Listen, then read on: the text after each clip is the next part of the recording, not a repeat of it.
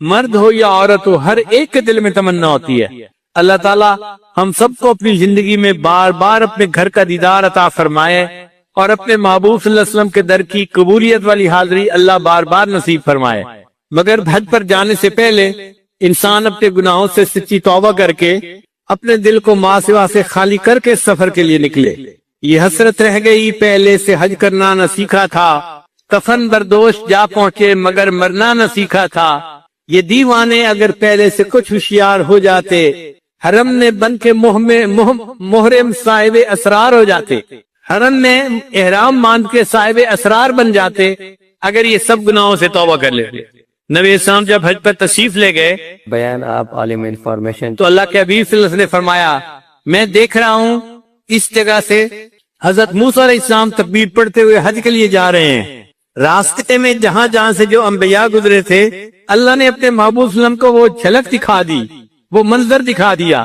آج ویڈیو دیکھتے ہیں نا آپ کہ جی یہ ویڈیو ہے فلاں موقع کی، اللہ نے وہ ویڈیو سنبھال کے رکھی ہوئی تھی، اپنے محبوب کو دکھا دی کہ دیکھو یہ میرے چاہنے والے موسیٰ علیہ السلام یوں لبیک اللہم لبیک کہتے ہوئے میرے گھر کی طرف جا رہے ہیں، اور یہ دیکھو عیسیٰ علیہ السلام جا رہے ہیں، یہ دیکھو ابراہیم علیہ السلام جا رہے ہیں، یہ دیکھو آدم علیہ السلام جا رہے ہیں۔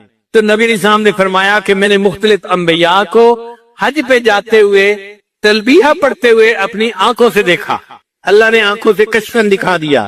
اس کے لیے دعائیں مانگیں، اور جب کسی حاجی کو رخصت کرنے کا موقع آئے تو خوب اس کو دیکھیں، آنسو بہائے کہ یہ خوش نصیب ہے جو حج کے سفر کے لیے جا رہا ہے۔ میں حج تو نہیں کر پایا مگر جب یہ واپس آئے گا تو میں حاجی کو آ کر دیکھوں گا۔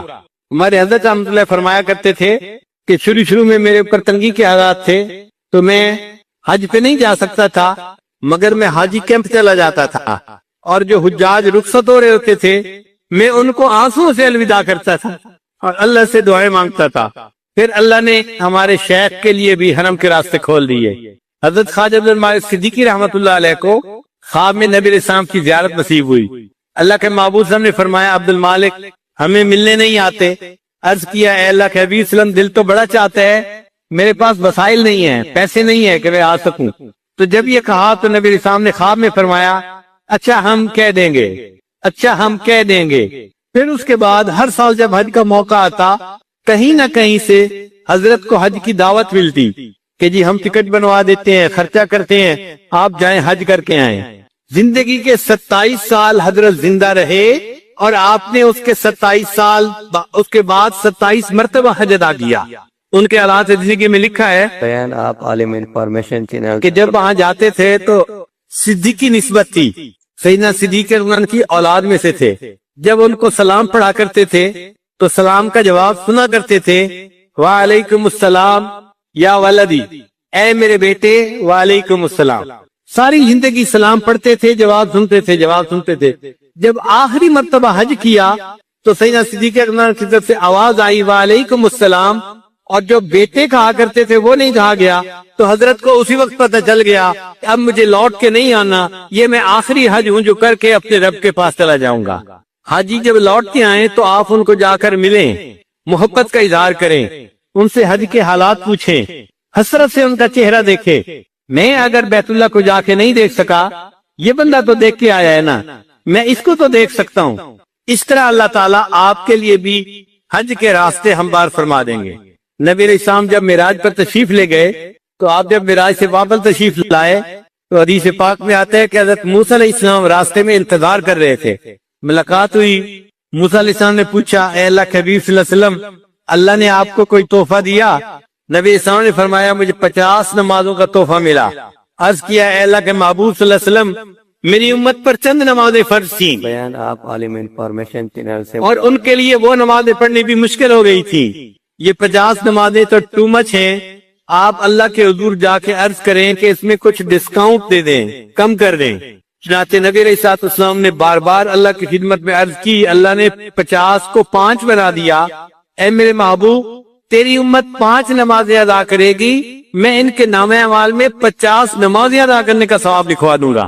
تو علماء نے یہاں نقطہ لکھا ہے کہ بھائی انبیاء تو اور بھی تھے، حضرت موسیٰ علیہ السلام نبی اسلام کا راستے میں بیٹھ کے انتظار کیوں کر رہے تھے؟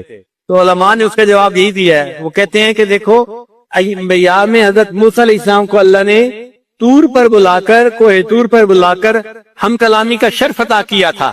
اب اس ہم کلامی کے بعد حضرت موسیٰ علیہ السلام کے دل میں تمنا پیدا ہوئی، اے اللہ میں آپ کو دیکھنا چاہتا ہوں. تو انہوں نے کہا رب ارنی انظر الیک. اللہ نے فرمایا نہیں، تو دنیا میں نہیں دیکھ سکتا. پھر اللہ تعالیٰ نے طور پر تجلی ڈالی، فخر موسیٰ صاعقہ، موسیٰ علیہ السلام بے ہوش ہو کے گر گئے. اب موسیٰ علیہ السلام کو پتا تھا کہ میں اللہ کا دیدار نہیں کر سکا، مگر انہوں نے کہا کہ اچھا اللہ نے اپنے محبوب کو دیدار کے لیے بلایا ہے، تو میں اگر دیدار نہیں کر سکا تو میں محبوب کے راستے میں انتظار میں بیٹھتا ہوں، وہ اللہ کا دیدار کر کے آئیں گے، میں ان کے دیدار سے اپنی آنکھوں کو ٹھنڈا کر لوں گا. اسی حضرت موسیٰ علیہ السلام نبی علیہ السلام کے انتظار میں بیٹھے ہوئے تھے. آپ عالم انفارمیشن چینل اسی طرح فرما رہے ہیں، اگر ہم حج پہ نہیں جا سکے تو جو حج کر کے لوٹیں گے ہم ان کا ہی چہرہ دیکھیں گے. یہ وہ خوش نصیب بندہ ہے جس کو اللہ نے اپنے گھر کے دیدار کے لیے بلایا اور حج کر کے یہ واپس آیا ہے. انشاءاللہ جب حج کے دنوں میں دعائیں مانگیں گے اور دل میں تمنا رکھیں گے اور حاجی کو محبت سے رخصت کریں گے اور واپسی پر حسرت کے ساتھ استقبال کریں گے، اس عمل کی وجہ سے اللہ تعالی ہم مسکینوں کے لیے بھی حج کرنا آسان فرما دیں گے. اللہ تعالی ہم سب کو حج کی توفیق عطا فرمائے. وآخر دعوانا ان الحمدللہ رب العالمین. ذی الحجہ کے مہینے میں بہت غمزدہ ہوتے تھے، حتیٰ کہ جب ذی الحجہ کے 10 دن آتے وہ کسی سے زیادہ بات ہی نہیں کرتے تھے، خاموش رہتے تھے اور ہر وقت توجہ اللہ رجوع اللہ کی کیفیت ہوتی تھی. اور کئی مرتبہ تو ایسے ہوتا تھا کہ کھانا کھاتے کھاتے ایک ٹھنڈی آ لیا کرتے تھے اور کہتے تھے معلوم نہیں عشاق کیا کر رہے ہوں گے کہ ساری دنیا سے اللہ کے چاہنے والے، اللہ کے عاشق اللہ کے گھر میں اس وقت جمع ہیں.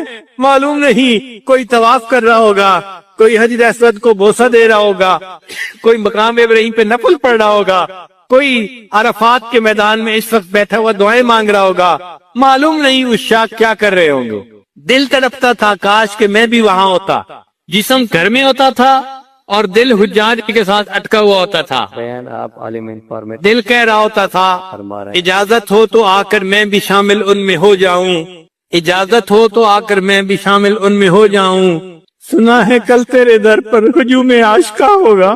اے اللہ کل آپ کے در پر آپ کے عاشق اکٹھے ہوں گے میدان عرفات میں، اجازت ہو تو میں بھی ان عاشقوں میں آ کے شامل ہو جاؤں. تو یہ ایک ایسی عبادت ہے کہ جس کی تمنا ہر مومن کے دل میں فطری طور پہ ہوتی ہے. امیر ہو یا غریب ہو، عالم ہو یا جاہل ہو، مرد ہو یا عورت ہو، ہر ایک کے دل میں تمنا ہوتی ہے.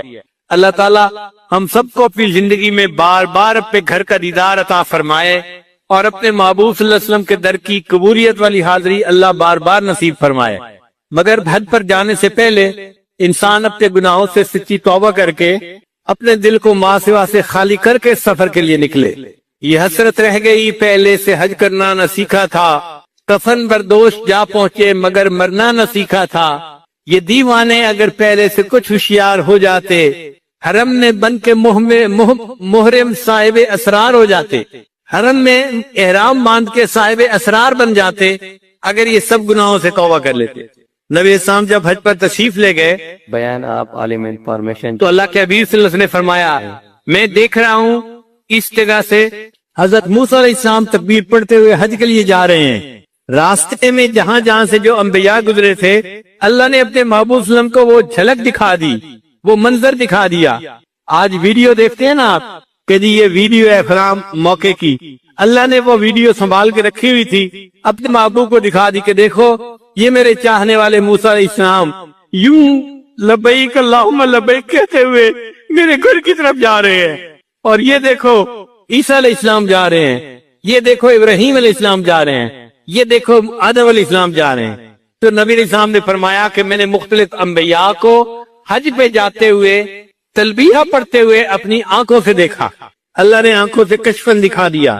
اس کے لیے دعائیں مانگے اور جب کسی حاجی کو رخصت کرنے کا موقع آئے تو خوب اس کو دیکھیں، آنسو بہائے کہ یہ خوش نصیب ہے جو حج کے سفر کے لیے جا رہا ہے. میں حج تو نہیں کر پایا مگر جب یہ واپس آئے گا تو میں حاجی کو آ کر دیکھوں گا. ہمارے حضرت رحمۃ اللہ فرمایا کرتے تھے کہ شروع میں میرے اوپر تنگی کے حالات تھے تو میں حج پہ نہیں جا سکتا تھا، مگر میں حاجی کیمپ چلا جاتا تھا اور جو حجاج رخصت ہو رہے ہوتے تھے میں ان کو آنسوؤں سے الوداع کرتا تھا اور اللہ سے دعائیں مانگتا تھا۔ پھر اللہ نے ہمارے شیخ کے لیے بھی حرم کے راستے کھول دیے۔ حضرت خواجہ بن مالک صدیقی رحمۃ اللہ علیہ کو خواب میں نبی علیہ السلام کی زیارت نصیب ہوئی۔ اللہ کے محبوب صلی اللہ علیہ وسلم نے فرمایا عبد المالک ہمیں ملنے نہیں آتے؟ عرض کیا اے اللہ کے حبیب صلی اللہ علیہ وسلم دل تو بڑا چاہتا ہے، میرے پاس وسائل نہیں ہیں، پیسے نہیں ہیں کہ میں آ سکوں۔ تو جب یہ کہا تو نبی علیہ السلام نے خواب میں فرمایا اچھا ہم کہہ دیں گے، اچھا ہم کہہ دیں گے۔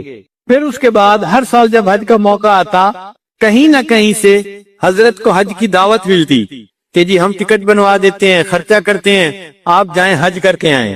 زندگی کے 27 سال حضرت زندہ رہے اور آپ نے اس کے 27 سال اس کے بعد 27 مرتبہ حج ادا کیا۔ ان کے حالات زندگی میں لکھا ہے بیان آپ عالم انفارمیشن چینل کہ جب وہاں جاتے تھے تو صدیقی نسبت تھی، سیدنا صدیق اکبر کی اولاد میں سے تھے۔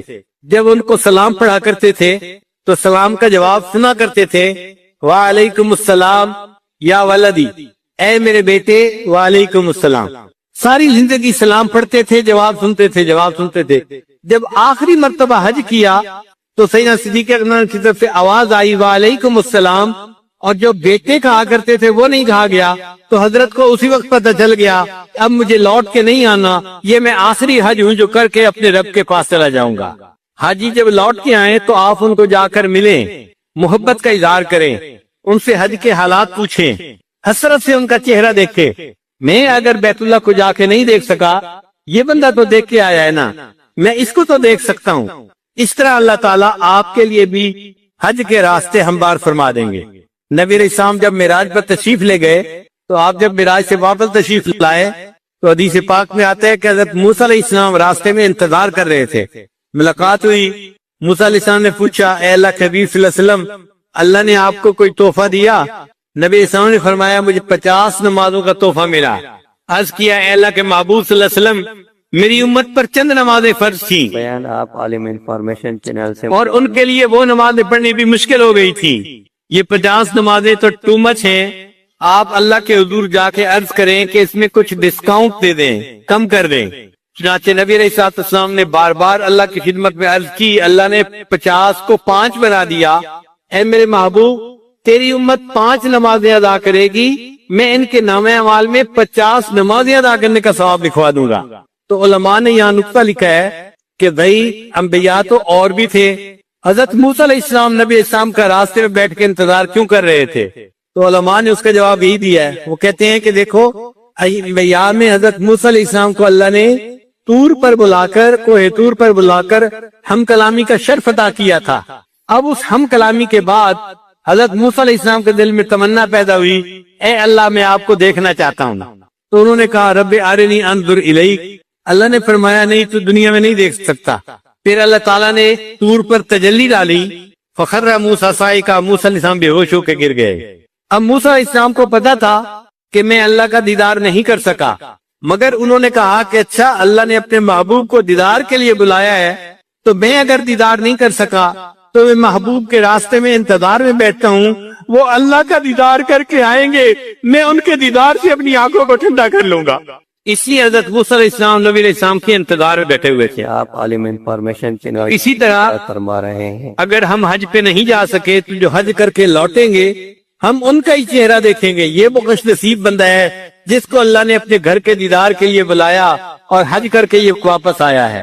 انشاءاللہ جب حج کے دنوں میں دعائیں مانگیں گے اور دل میں تمنا رکھیں گے اور حاجی کو محبت سے رخصت کریں گے اور واپسی پر حسرت کے ساتھ استقبال کریں گے، اس عمل کی وجہ سے اللہ تعالی ہم مسکینوں کے لیے بھی حج کرنا آسان فرما دیں گے۔ اللہ تعالی ہم سب کو حج کی توفیق عطا فرمائے۔ وآخر دعوانا ان الحمدللہ رب العالمین۔ بیوی خامد والا مسئلہ ہے تو چھوڑنے کی تعلیم دی نا روزے نے، تو اس کا مطلب یہ کہ ان 4 عبادات میں 2 عبادات اصل ہیں، ایک نماز اور ایک حج، اور باقی 2 عبادات جو ہے نا وہ ان کی مددگار ہیں۔ زکوٰۃ نماز کی مددگار ہے اور روزہ حج کے مددگار ہے۔ تو اصل نمایاں عبادات 2 بنی، ایک نماز اور ایک حج۔ اگر آپ غور کریں تو ان دونوں نمازوں میں اجتماعیت کا سبق ہے، نماز میں بھی اجتماعیت کا سبق ہے. 5 وقت ایک مرد اپنے گھر سے نکل کے مسجد میں آئے اور جماعت کے ساتھ نماز پڑھے. پھر 1 ہفتے کے بعد مسجد نہیں، محلے کے لوگ ایک جامع مسجد کے اندر آ کر نماز پڑھیں تو بڑا مجمع کر دیا گیا. پھر سال میں 2 مرتبہ شہر کے لوگ شہری سطح کے اوپر عید کی نماز کے لیے اکٹھے ہوں. تو دیکھو اجتماع بڑھاتے گئے. تو نماز کا مقصد بھی اجتماعیت سکھانا تھا اور حج کا مقصد بھی اجتماعیت سکھانا ہے. حج میں بھی اسی طرح ہوتا ہے. ساری دنیا سے اللہ کے چاہنے والے بندے اپنے گھروں کو چھوڑ کر، کاروبار کو چھوڑ کر، احرام باندھ کر نکل پڑتے ہیں اور اللہ کے گھر کی طرف چل پڑتے ہیں. وہاں حرم میں کسی ایک ملک کے بندے نہیں آتے، کسی ایک قوم اور قبیلے کے بندے نہیں آتے، پوری دنیا سے ایمان والے سمٹ سمٹ کے یہاں آتے ہیں. لاکھوں کا مجمع ہوتا ہے وہاں پہ. تو اجتماعیت نماز میں بھی تھی اور اجتماعیت حج نے بھی سکھائی. مگر اس میں ایک مزے کی بات ہے کہ ایک ایسا وقت آیا کہ جہاں حج کے موقع پر حج کا اجتماع اور نماز کا اجتماع اکٹھا ہو گیا. عرفات کا میدان ہے، سب لوگ احرام باندھ کے جمع ہیں. اب وقوف عرفات کرنے تو شریعت نے کہا کہ دیکھو ہم نماز کے ٹائم کو آگے پیچھے کر دیتے ہیں، تم وقوف کو آگے پیچھے نہیں کر سکتے. لہذا ظہر اور عصر ملا کے پڑھ لی اور جو مغرب کی نماز تھی اس کو عشاء کے ساتھ پڑھنے کا حکم دیا. ایک نماز کو وقت سے پہلے پڑھنے کا حکم دے دیا اور دوسری نماز کو وقت گزرنے کے بعد پڑھنے کا حکم دے دیا. اللہ کی شان ہے، جیسا حکم دے ہم تو ہم بندے ہیں، اس پر عمل کرنا ہے. مگر اللہ نے یہ دکھا دیا کہ دیکھو یہ دونوں عمل آپس میں اگر تقابل کرو گے تو نماز کی اجتماعیت بڑی عبادت ہے. ہم نے حج کی عبادت کو اپنی جگہ رکھا اور نماز کو آگے پیچھے کروا دیا. اور اصل دین اسلام کا جو پیغام ہے وہ بھی اجتماعیت ہے. وَاعْتَصِمُوا بِحَبْلِ اللَّهِ جَمِيعًا وَلَا تَفَرَّقُوا. اللہ کی رسی کو مضبوطی سے پکڑ لو اور الگ الگ نہ ہو جاؤ. جہاں انسان الگ الگ ہوتا ہے فَتَفْشَلُوا وَتَذْهَبَ رِيحُكُمْ، تم الگ الگ ہو جاؤ گے تو تمہاری ہوا اکھڑ جائے گی، کمزور ہو جاؤ گے. تو ہمیں چاہیے کہ بحثیت ایک امت کے ہم ایک بن کر زندگی گزاریں. یہ جو بڑوں نے کہا ہے نا، ایک بن کر زندگی گزارنا اور نیک بن کر زندگی گزارنا، یہ بڑی گہری بات کی گئی ہے. تو اب عبادات 4 تھیں جن میں ایک اعلیٰ عبادت نماز نکلی اور زکوٰۃ اس کے لیے معاون نکلی. دوسری اعلیٰ عبادت حج نکلی اور روزہ اس کے لیے معاون نکلا. اب یہ 2 عبادات اصل عبادات ہیں. ایک اور نقطہ بھی سمجھنے والا ہے کہ نماز کے اندر اللہ کی شان کبریائی کا اظہار ہے. اللہ تعالیٰ بڑے ہیں، اس لیے نماز میں اللہ اکبر اللہ اکبر اللہ اکبر اللہ اکبر. حدیث مبارکہ میں آتا ہے کہ مومن جب مسجد میں داخل ہو تو اس کے دل کے اوپر اللہ تعالیٰ کی جلالت شان کا اثر ہونا چاہیے. حضرت علی عنہ مسجد میں داخل ہوتے تھے، رنگ پیلا ہو جاتا تھا. کسی نے کہا حضرت بڑی بڑی جنگوں کے موقع پہ آپ نہیں گھبراتے اور مسجد میں جاتے ہوئے آپ پہ گھبراہٹ ہوتی ہے. وہ فرمانے لگے تجھے پتہ ہے میں کس شہنشاہ کے دربار میں داخل ہو رہا ہوتا ہوں. تو مومن یہ سمجھے کہ میں اس شہنشاہ حقیقی کے دربار میں داخل ہو رہا ہوں، لہذا مسجد میں داخل ہوتے ہوئے اس کے اندر عاجزی ہو اور اللہ تعالیٰ کی کبریائی کا اس کے اوپر ایک غلبہ ہونا چاہیے. اس لیے نماز کو خشوع خضوع سے پڑھنا، اس کے ارکان کو تعدیل کے ساتھ ادا کرنا یہ ضروری ہے. تو ایک ہے اللہ تعالیٰ کی شان کبریائی کا اظہار، وہ نماز میں ہوتا ہے. اور یہ نماز اتنی ضروری کہ فرمایا اگر تم حالت جنگ میں ہو، تم دشمن پہ حملہ کر رہے ہو، دشمن تمہارے اوپر حملہ کر رہا ہے، اس حال میں بھی تم اپنی نماز نہیں چھوڑ سکتے، ادا کرنی پڑے گی. شریعت نے طریقہ بتایا، کچھ لوگ نماز ادا کریں، کچھ لوگ دفاع کریں، پھر دفاع والے نماز ادا کریں اور باقی لوگ نماز ادا کر لیں. تو آپ دیکھو کہ جب کفر کے ساتھ قتال ہو رہا ہے اس وقت بھی اگر نماز کو چھوڑنے کی اجازت نہیں تو پھر اس سے زیادہ اہمیت اور کیا بتائی جا سکتی ہے. اسی طرح حج اللہ تعالیٰ نے فرض فرمائی، جو صاحب نصاب بندہ ہو زندگی میں ایک مرتبہ اس کے اوپر حج کرنا فرض ہے. حج میں اللہ تعالیٰ کی شان دل ربائی کا اظہار ہے. اللہ تعالیٰ کی جو صفات ہیں نا وہ 2 طرح کی ہیں. ایک اللہ تعالیٰ کی جلال کی صفات ہیں اور ایک اللہ تعالیٰ کی جمال کی صفات ہیں. وہ بڑا بھی ہے اور بہت پیارا بھی ہے. تو بڑے ہونے کی وجہ سے اس کے جلال کا ایک انداز ہے اور پیارا ہونے کی وجہ سے اس کے اندر محبوبیت کا بھی اثر ہے. تو اللہ تعالیٰ نے نماز کو اپنے جلال کے اظہار کے لیے بنایا اور اللہ نے حج کو اپنے جمال کے اظہار کے لیے بنایا. حج میں کیا ہوتا ہے؟ ایک محب اپنے محبوب کے گھر کی طرف جا رہا ہوتا ہے، وہ چھوڑ دیتا ہے سب کچھ، چھوڑ دے ساری دنیا کسی کے لیے. حاجی کیا کرتا ہے؟ ساری دنیا، سب کاروبار، سب میٹنگ، سب کام کاج، فیکٹری بند کر کے چھوڑ کے کسی کے حوالے کر کے گھر سے چل پڑتا ہے. اب جب چلتا ہے تو بھائی کہاں جا رہے ہو؟ جی میں محبوب کو ملنے جا رہا ہوں. تو بھائی محبوب کو ملنے کے لیے زبان سے بھی تو اظہار کرو نا. جی میں کہہ رہا ہوں لبیک اللہم لبیک. لبیک کا کیا معنی؟ اے میرے محبوب میں حاضر خدمت، میں آپ کا ہوں. لبیک اللہم لبیک لبیک لا شریک لک لبیک ان الحمد والنعمت لک والملک لا شریک لک. اللہ کوئی تیرا شریک نہیں، جیسا محبوب تو ہے ایسا کوئی اور محبوب دنیا میں ہے ہی نہیں، بس میں آپ کے در پہ جھکنے کے لیے اپنے گھر سے چل پڑا ہوں. تو حج میں اللہ تعالیٰ کی شان دل ربائی کا اظہار ہے. اب عموماً دیکھا گیا ہے کہ مہمان بہت سارے آنے ہو نا تو ان کو پہلے کسی ایک جگہ اکٹھا دیا جاتا ہے اور پھر ان کو اصل جگہ پہ لایا جاتا ہے. اللہ تعالیٰ نے بھی ایسے کیا، میرے بندو آ جاؤ اور مینا کے اندر تم اپنا قیام کر لو. جب اکٹھے ہو جاؤ گے تو پھر 8 ذی الحجہ کو 5 نمازیں مینا میں ادا کرنا اور پھر 9 ذی الحجہ کی جو صبح ہوگی اس کو تم مینا سے چل کے عرفات میں اکٹھے آ جانا. اب حاجی لوگ پہلے مینا میں اکٹھے ہوتے ہیں اور پھر وہاں سے چل کے عرفات میں جاتے ہیں. اور عرفات میں اللہ نے جو عبادت حج کی بنائی وہ دعا مانگنا بنائی. اگر اللہ تعالیٰ چاہتے تو 2 رکعت نماز کو حج بنا دیتے، اللہ کے اختیار میں تھا، مگر ہمارے لیے مصیبت ہو جاتی. کچھ لوگ تو نماز ادا کر لیتے اور کچھ میرے جیسے ہوتے جو ابھی وضو ہی کرتے پھر رہے ہوتے. بڑھاپا ہے اور وقت لگتا ہے زیادہ واش روم میں تو ان کا وضو ہی نہ ہوتا اور ان کی جماعت ہی رہ جاتی. تو اتنا سفر کر کے جاتے اور وہاں جا کے نماز پڑھ نہ سکتے، ان کی تو حج چلی جاتی. پھر لاکھوں عورتیں ہوتی جو اپنے گھروں سے اتنا خرچہ کر کے وہاں جاتی اور ان دنوں میں انہوں نے نماز پڑھنی نہ ہوتی، ان کی بھی نماز رہ جاتی، تو حج تو رہ جاتا. اللہ نے فرمایا نہیں کوئی 2 رکعت نہیں پڑھنے، بس تم نے ظہر سے لے کے مغرب تک کا جو درمیان کا وقت ہے نا اس میں مجھ سے دعا مانگنی ہے.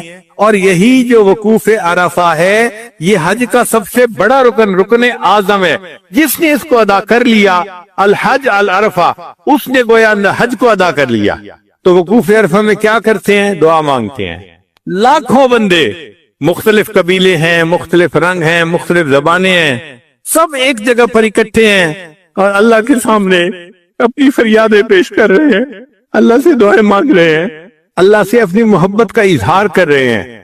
اور جیسے محبوب کو اچھا لگتا ہے نا کہ میرا عاشق میرے ساتھ محبت کا اظہار کرے، اللہ کو بھی یہ بات اچھی لگتی ہے. چنانچہ یہ جو ذی الحجہ کے 10 راتیں تھیں ان کو حدیث پاک میں افضل ایام الدنیا، یہ دنیا میں جتنے ایام ہیں ان میں سب سے زیادہ افضل یہ 10 راتیں ہوتی ہیں. اللہ نے ان 10 راتوں کی قرآن مجید میں قسم کھائی ہے، والفجر ولیال عشر، 10 راتوں کی قسم کھائی. یہی 10 راتیں تھی جس میں اللہ کے عشاق ایک جگہ کے اوپر جمع ہو کر اللہ کے سامنے اپنی فریادیں پیش کرتے ہیں. تو حج میں اللہ تعالیٰ کی شان دل ربائی کا اظہار ہے اور نماز میں اللہ تعالیٰ کی شان کبریائی کا اظہار ہے. اور یہ واقعی محبت ہی کا تعلق ہے کہ بندہ اللہ کے گھر میں جاتا ہے اور وہاں جا کے جو مانگتا ہے اللہ اس کو عطا فرماتے ہیں.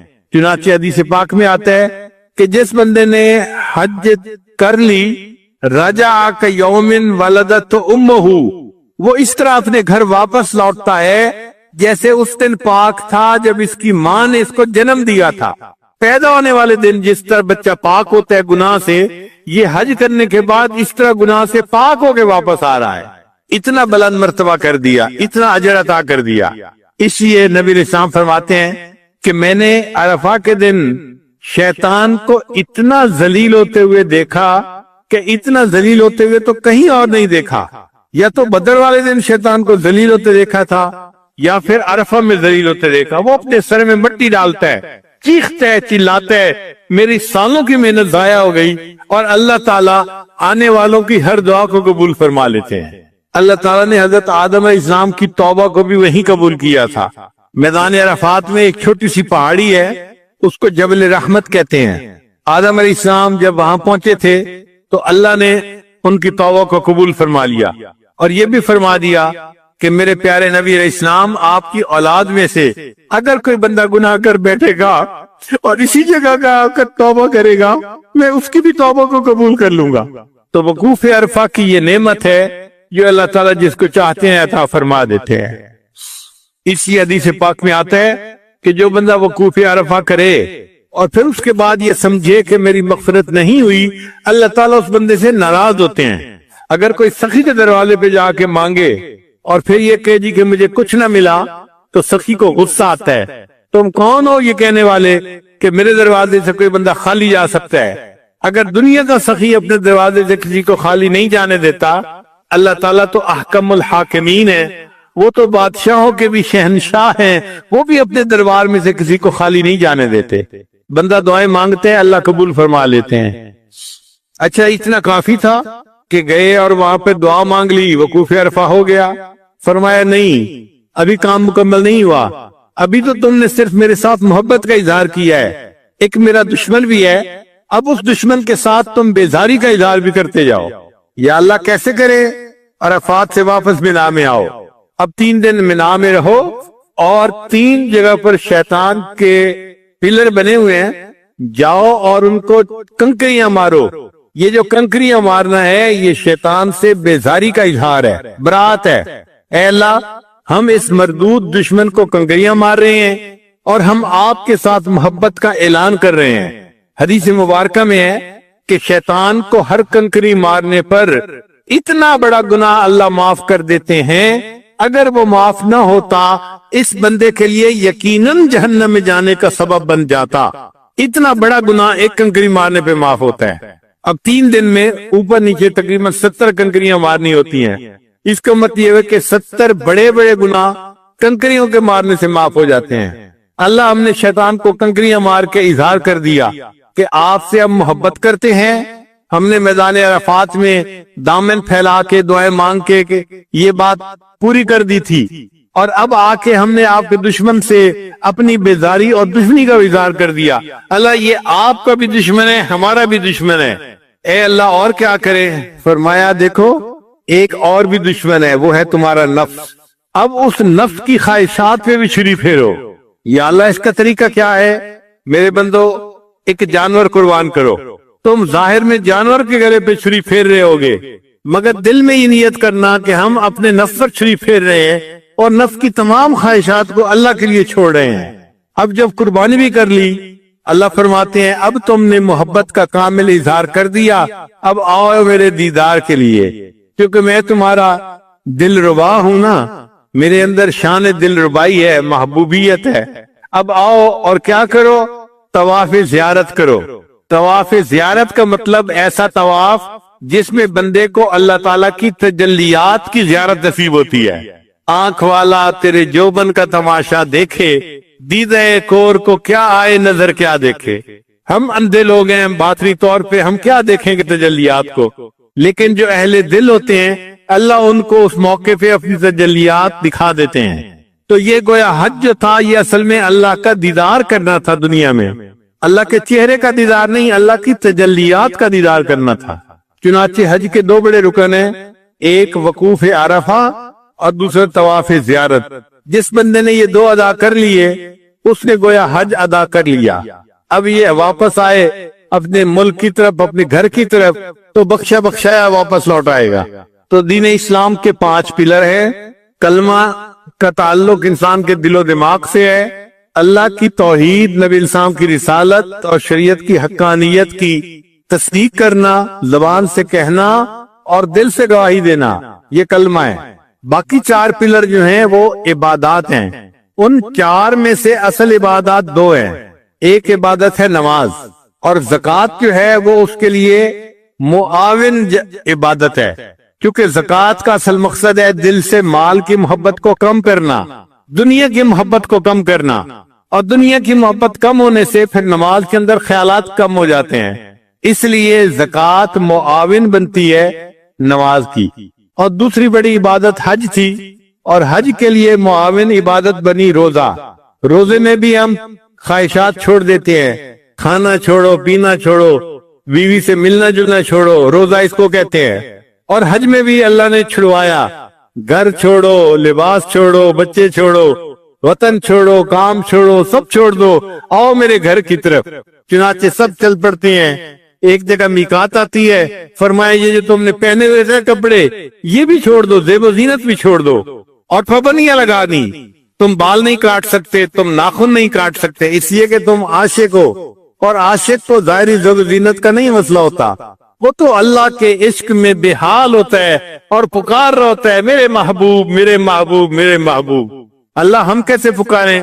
فرمایا تم پکارو لبیک اللہم لبیک لبیک لا شریک لک لبیک ان الحمد والنعمت لک والملک لا شریک لک۔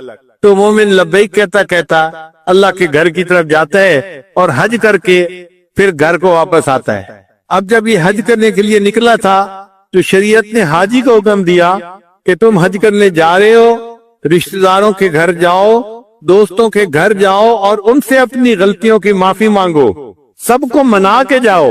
جب حج کر کے واپس آ رہا ہے تو اللہ تعالیٰ نے رشتہ داروں کو کہا دیکھو بھائی یہ حج کر کے آ رہا ہے، اب اس کا درجہ اتنا بڑھ گیا کہ تم اپنے گھر سے نکل کے راستے میں استقبال کرو حاجی کا۔ تو لوگوں کو حاجی کا استقبال کرنے کا حکم ہے۔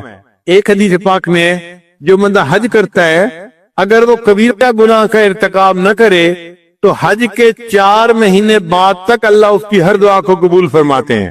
تو دیکھو اس محبوب کے گھر کا دیدار کیا تو کیا سوغات لے کے یہ واپس آیا۔ اس لیے نبی اسلام کے پاس کوئی بندہ آتا تھا، اے اللہ کے وسلم مجھے رزق کی تنگی ہے، نبی اسلام فرماتے تھے حج عمرہ زیادہ کرو۔ حج عمرہ زیادہ کرنے سے اللہ تعالیٰ رزق میں برکت ڈال دیتے ہیں۔ آج لوگ اپنی نظر سے سوچتے ہیں اور جی فلاں بندہ حج پہ کیوں چلا گیا، یہ پیسے کسی غریب کو دے دیتا۔ بھئی ہاں غریب کو دے دیتے، لیکن ہمیں بھی اپنی بیٹری چارج کرنے کی ضرورت ہوتی ہے۔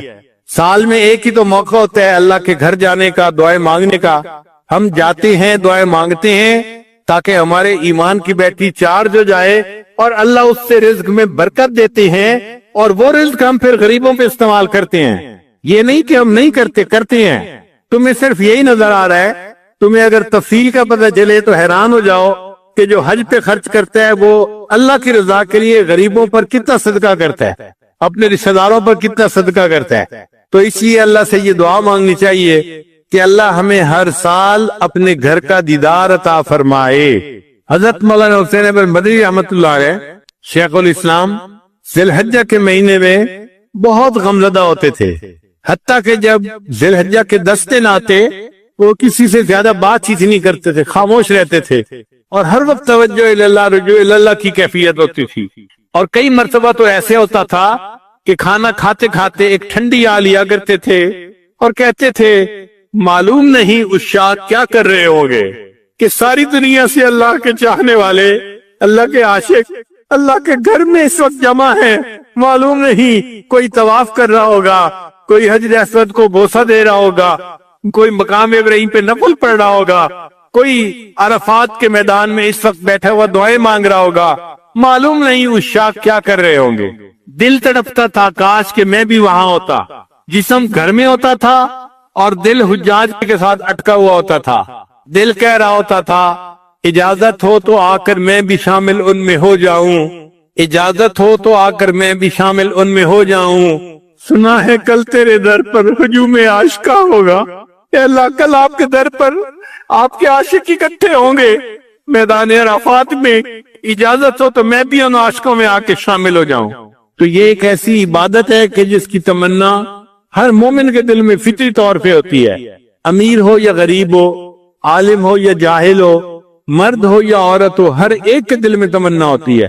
اللہ تعالیٰ ہم سب کو اپنی زندگی میں بار بار اپنے گھر کا دیدار عطا فرمائے اور اپنے محبوب صلی اللہ علیہ وسلم کے در کی قبولیت والی حاضری اللہ بار بار نصیب فرمائے۔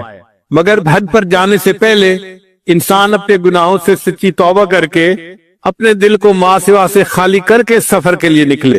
ये हसरत रह गई पहले से हज करना न सीखा था, कफन बरदोश जा पहुंचे मगर मरना न सीखा था। ये दीवाने अगर पहले से कुछ होशियार हो जाते, हरम में बन के मोहरम साहिब असरार हो जाते, हरम में एहराम बांध के साहिब असरार बन जाते अगर ये सब गुनाहों से तौबा कर लेते। नबी इस्लाम जब हज पर तशरीफ ले गए तो अल्लाह के हबीब सल्लल्लाहु अलैहि वसल्लम ने फरमाया, मैं देख रहा हूँ इस जगह से हजरत मूसा अलैहिस्सलाम तकबीर पढ़ते हुए हज के लिए जा रहे हैं। रास्ते में जहां जहां से जो अंबिया गुजरे थे, अल्लाह ने अपने महबूब सल्लम को वो झलक दिखा दी, वो मंजर दिखा दिया।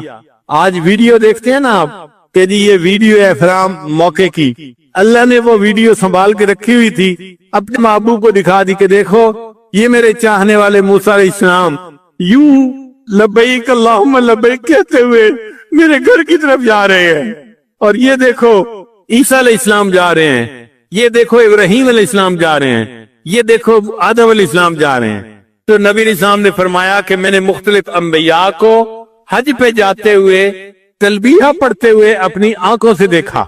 अल्लाह ने आंखों से कशफन दिखा दिया। इसके लिए दुआएं मांगे, और जब किसी हाजी को रुखसत करने का मौका आए तो खूब उसको देखें, आंसू बहाए कि ये खुश नसीब है जो हज के सफर के लिए जा रहा है। मैं हज तो नहीं कर पाया, मगर जब ये वापस आएगा तो मैं हाजी को आकर देखूंगा। हमारे हजरत रहमतुल्लाह फरमाया करते थे कि शुरू शुरू में मेरे ऊपर तंगी के हालात थे तो मैं हज पे नहीं जा सकता था, मगर मैं हाजी कैंप चला जाता था, और जो हुज्जाज रुखसत हो रहे होते थे मैं उनको आंसुओं से अलविदा करता था और अल्लाह से दुआएं मांगता था। फिर अल्लाह ने हमारे शेख के लिए भी हरम के रास्ते खोल दिए।